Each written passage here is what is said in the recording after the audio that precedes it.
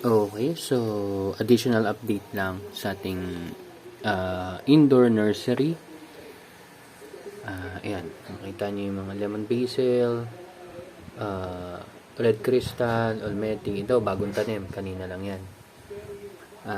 Tapos ito, may tinanim din kasi ako na bell pepper. Ito nung March 14. Pero nung March 14, nasa tissue paper lang sila. Pero after mga 3 days yata, nilagay ko na sila sa foam. Sa foam, yan. So, dyan ko na sila minomoist. So, ito lang naman yung mga takip na ginagamit natin. Tinatakpan lang din natin sila. So, every day or once or twice a day, sinecheck ko sila kung moist pa. Kung hindi na, i-sprayan ko lang ng tubig. So, dito naman, meron tayong cherry tomato. Ito. Meron tayong cucumber. At meron tayong chives. So, itong cucumber, yan lahat na yan. Nung 19 ko lang nilagay yan dyan. Tapos ngayon ay 21. So, mabilis yung germination lalo na itong cucumber na to. And, okay din naman yung cherry tomato.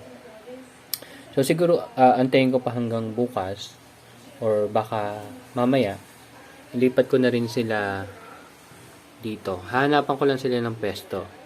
Actually, itong Black Simpson na lettuce, medyo may kakaiba sa kanya. Ito yung stem niya, nagbabago. Tapos, parang nagro-root rot. Hindi ko sure. Sa kanya lang nangyayari. Yun lang yung experience ko. Pero gagawa natin ng pesto dyan. Hanapan natin ng pesto itong mga to. Para makapag... ayan, meron na rin, para magkaroon na rin sila ng space dito. So, possible ito, i-convert natin from water lang, gawin na lang din nating nutrient solution, since marami na tayong basil. So, yan, para sa nutrient solution, para dito sa fruit bearing natin. Kasi ang fruit bearing pala, ay iba yung easy compare sa leafy na mga lettuce natin. So, yung chives, leafy yan. So, dito natin ilalagay. Pero itong mga fruit bearing natin like cucumber, cherry tomato, at itong bell pepper, dito. So, medyo magbabago ng kaunti.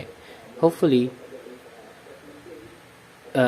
maging okay. Pero kung gagawa ulit tayo ng tray para sa basil natin, meron naman tayong second floor. Yan dyan. So, temporarily, since marami na naman tayong basil, ipa-prioritize muna natin yung pag-create ng mga fruit bearing natin. Siguro every week gagawa tayo na 5 or 6 kasi yan, no? Sa isang hilera 6 eh. So, ganun gagawin natin. So, hopefully maging okay naman yung result. Yun. So, yun lang. Pinahabol ko lang kasi yun yung gagawin ko ngayon. So, thank you very much and see you next update. Bye-bye!